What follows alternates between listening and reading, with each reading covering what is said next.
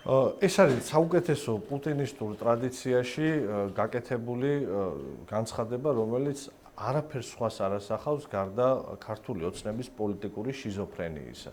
როდესაც ერთი ხელით მოგიწოდებენ სიტუაციის ნორმალიზებისკენ, ლაპარაკობენ სიტუაციის დასტაბილურებაზე, გეუბნებიან, რომ გადაეფარებიან ჟურნალისტებს, გეუბნებიან, რომ ცუდი იყო ის, რაც მოხდა, გეუბნებიან, რომ უნდა შეურიგდე, მაგრამ მეორე ხელით კრძალავენ პარტიებს, ციხეში ყავთ ნახევარი ოპოზიცია, მეორე ნახევარს ემუქრებიან ამ ციხით, ჟურნალისტებს ქუჩაში უტყავენ, სიკვდილამდე მიყავთ და ამას არ იძიებენ.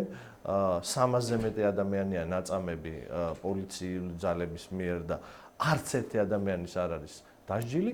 ეს არის პოლიტიკური შიზოფრენია. პოლიტიკური შიზოფრენიის მიზანი არის პროპაგანდისტული ისტერიის დათესვა ქვეყანაში, რომ საზოგადოებას აუღრიონ საყერღელი. ოღონდ რა ვიცი, ქართული ხალხი ბევრად უფრო ბრძენი და ჭკვიანია, ვიდრე ქართული ოცნების მაღალჩინოსნები და ის რუსი პროპაგანდისტები, რომლებიც ეხმარებიან მათ ამ საქმეში.